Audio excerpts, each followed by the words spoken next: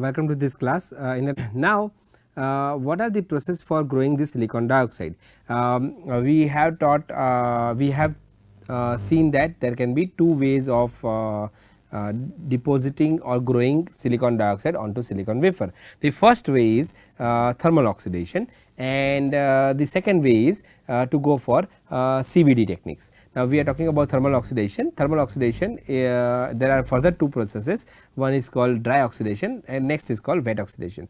Again, why we are learning the silicon dioxide is because we want to see a chip that can be integrated onto biomedical systems, of which we will do mathematical modeling and we will try to fit the data. If the model is good, the data, that experimental data that we get will fit well, right. So, with that purpose we are looking at the steps that are required to fabricate a device. Now, having said that, like I said, we have dry oxidation, we have wet oxidation. So, what is dry oxidation and what is wet oxidation? You see, if you have a silicon wafer and if you heat the silicon wafer and pass oxygen, then the oxygen would react with silicon to form silicon dioxide. Very simple, right? Si plus O2 gives SiO2 at a high temperature. Second is wet oxidation. Si plus H2O gives SiO2 plus 2H2. If you have to balance the equation, then Si plus 2H2O gives SiO2 plus 2H2. So, this hydrogen as a gas will come out and you will grow the silicon dioxide. Both has its pros and cons. So, what I am telling you here, you can see that dry oxidation, you have silicon plus oxygen reacting at high temperature giving you silicon dioxide. Wet oxidation, you have silicon which is solid silicon. So, bracket is S, water vapor is gaseous, so it is G, and then you get SiO2 plus 2H2, isn't it. So, this is how it is done. Now, if I see the temperature, you can see that both 900 degrees centigrade and 1200 degrees centigrade, in between this range you can deposit or you can grow the oxide, and wet oxidation is about 10 times faster compared to dry oxidation, alright. So, dry oxidation, another limitation is that you can have a thin layer of oxide about 0.05 to 0.5 micron. However, it is an excellent insulator, and for the gate oxide, for students who understand the MOSFET, right, MOSFET is a transistor and you have, let us say N plus you have a gate layer, right, you give gate oxide layer. This thin layer of gate oxide that you talk about, it is grown using dry oxidation process, okay. Is grown using dry oxidation process, and then on that you have a gate, right. Here you also have oxide, so everywhere is protected with oxide, is oxide here, and then you have to open the contact to get your source and to your drain, and this is your gate, right. So, for source and drain you open the silicon dioxide from a window in silicon dioxide. This window is opened using photolithography process that we will see in some time. This is your gate, this is your source, this is your drain, gate, source, drain.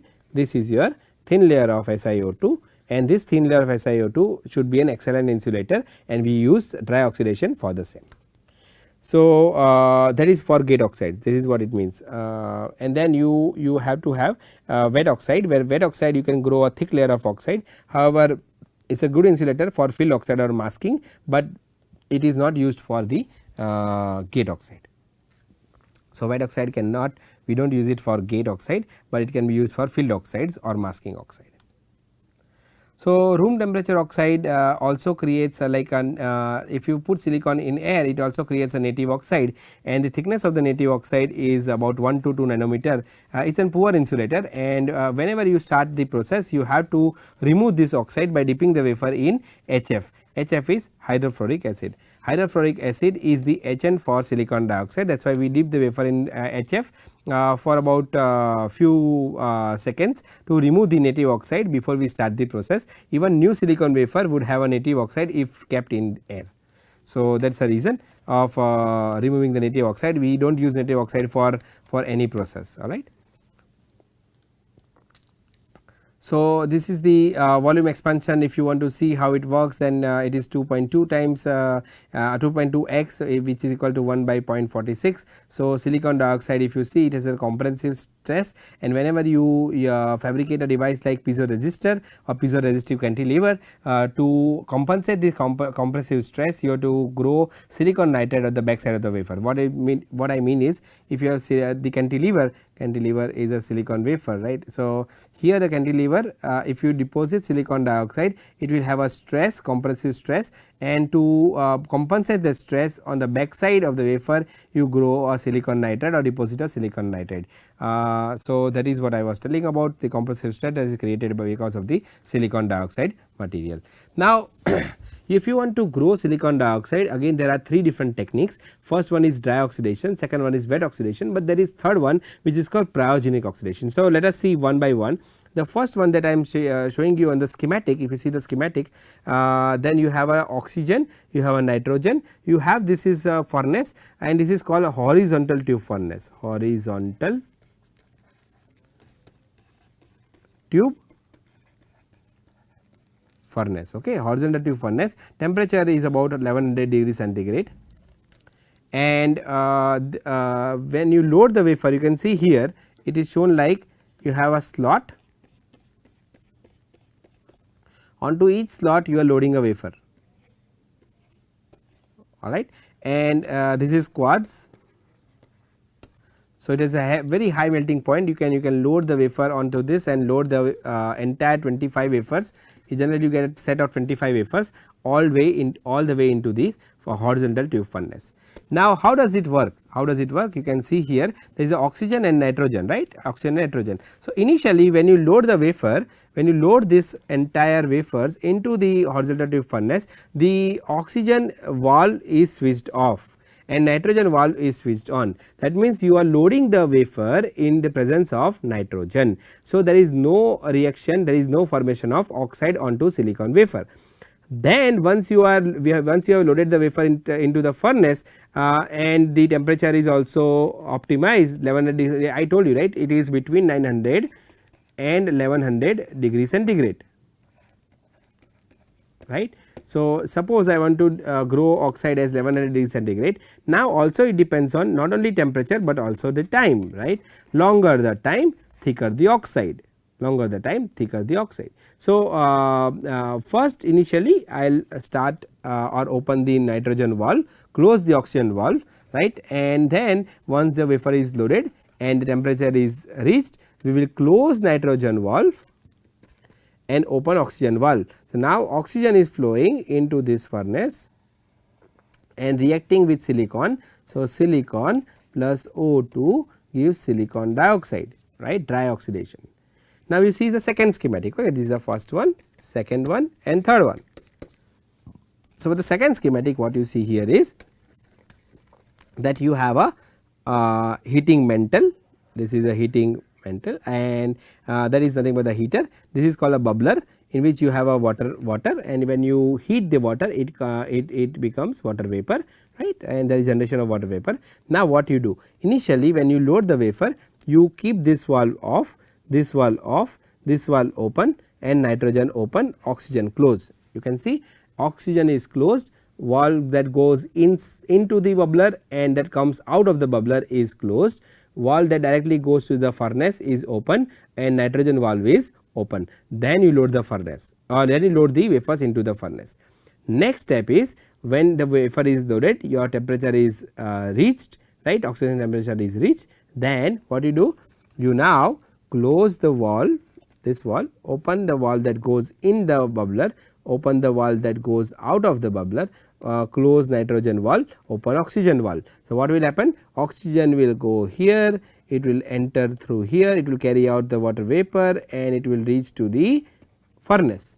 So, when this happens, then you have silicon plus H2O gives you SiO2 plus H2, right, but you have to balance this equation. So, if you have 2 H2O, then this equation gets balanced, right, otherwise you cannot form silicon dioxide. So, silicon dioxide, this is in gaseous form, this is solid, this is again solid and this is gas, right.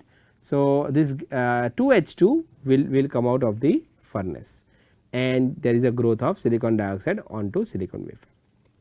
The third step, which is called cryogenic oxidation, in this what we do? If you see the third step, third schematic, you will see that there is a connection for oxygen, connection for H2 and connection for N2, nitrogen, oxygen, hydrogen. Now, what you do in this case is you initially open the N2, keep N2 valve open, close oxygen valve and close hydrogen valve, H2 and O2 valve is closed, then N2 is opened, and in the presence of nitrogen the wafer is loaded. Once the wafer is loaded into the furnace and it reaches its optimum temperature, then what you do, you open H2 and O2 and close nitrogen. If I open H2 and O2, then H2 will be here, O2 will come from here, react with H2 to form H2O and will enter the furnace as a vapor, and this vapor will form the silicon dioxide. So,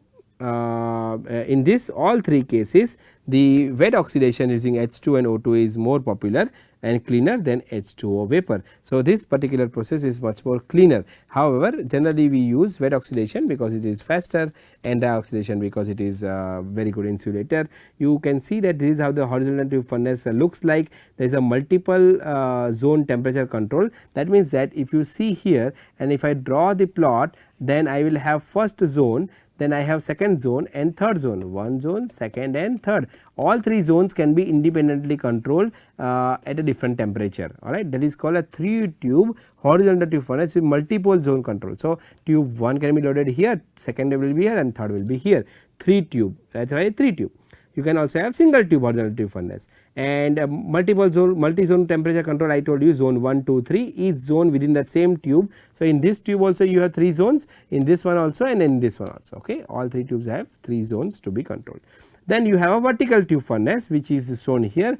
The popular one is a horizontal tube furnace rather than vertical tube furnace. Here you can very clearly see that the quartz tube is used, silicon rod is used to push the plate inside, and the tubular reactor is of glass or quartz heated by resistant, and then you can see that the operator is loading the wafer inside this horizontal tube furnace. The temperature is about 1100 degrees centigrade. You can see it is all heated mantle, right, and then you are loading this wafer, set of wafers, silicon wafers inside this horizontal tube furnace. Then, so the steps, if you see, what are the steps? First step is wafer pushed in with nitrogen gas, right, I told you that one. Second is oxidation process between 900 to 1100 degrees centigrade with flow of either oxygen, which is dioxidation, or water vapor, which is wet oxidation, and the wafers are then taken out again in the presence of nitrogen. Now, once you have the wafer, let us say if I have a silicon wafer and I say that I have grown 1 micron silicon dioxide, because the silicon wafer you kept it in this format, right, inside the horizontal tube. If oxygen is there, oxygen will react here and oxygen react on the back side of the wafer. That is why when you show the cross section of the silicon wafer, which is oxidized silicon wafer, you have to show that the oxide is on the both sides, right, silicon dioxide on front side, silicon dioxide is on the back side, and the silicon is a substrate. Now, I want to know whether the silicon dioxide, suppose I say that it is 1 micrometer. How you know it is 1 micrometer? It can be 0.1, it can be 0.5, it can be 1.5. How you know that it is 1 micrometer? So, there are two ways of measuring it and one crude way. The first one is the surface profilometer. So, as you can see here, there is a stylus. Stylus is generally made up of diamond and it will move across the steps of the wafer. That means that if I take this wafer and I have to perform a photolithography, that I will teach you in the next class as a part of the experiments. So, you take silicon and then you have silicon dioxide and you create a step like this, okay, silicon dioxide, you create a step. This step is created using process called photolithography, right, photolithography. So, here when you load the stylus and you move the stylus in this way, what will happen, that when the stylus moves here, right, there is a corresponding change in the voltage. So, you can see here that when the stylus is moving, right, it is a travelling state, stylus is moving in this direction. As there is stylus moves from here to here, there is a change in this step, right. Because of this step change, you can easily see that what is the thickness of the step in the UI. UI is a user interface. So, the way to create is of course lithography I told you, and then there is another method which is little bit crude method, in which you can just look at the color, and because the silicon dioxide is transparent in nature. So, whenever you incident a light, it will reflect back depending on the thickness of the oxide. You will have the constructive interference can be given by k lambda by 2 n, where n can be 0.1.46, k can be 1, 2, 3. So, based on that, you based on the thickness you can differentiate what is the thickness of silicon dioxide, sorry, based on the color you can differentiate, right from you can here 1000 micron nanometer means 1 micrometer. 1 micrometer silicon wafer should look something like this, compared to a wafer which is about 500 nanometer. It will have some visible light in this particular intensity or color you will be able to see. So, depending on the thickness, the color of the silicon dioxide on silicon would change. Again this is just understanding silicon dioxide versus silicon nitride, how the thickness varying thickness will change the color that we can observe. In reality, like I said, this is very crude method and you have to be a super expert to understand what is the thickness to be very precise. However, in reality the color, based on the color, this film thickness can be right from the 500 all the way to 9900, and you can see the change in the color from brown, dark violet, royal blue all the way to orange. There is another technique which is called ellipsometer, and here the optical thickness measurement can be done for the film which are transparent in nature, alright, because the light has to pass through it and it can reflect back. So, it is very accurate, in particular about 1 nanometer accuracy is there, and then there is a light source, there is a detector in between, there is a filter, polarizer, quarter wave, and the advantage of this is it is a non-destructive method to measure the thickness of the silicon dioxide. So, next point after this one I want to take care is lithography, okay. And what is photolithography, we will see in the next lecture. You just go through this particular slides and see that how we can grow silicon dioxide, what are the technique to grow silicon dioxide, and what are the measurement characterization techniques to measure the thickness of silicon dioxide, right. So, after this let us see the lithography process in the next class. Till then you take care, I will see you next class.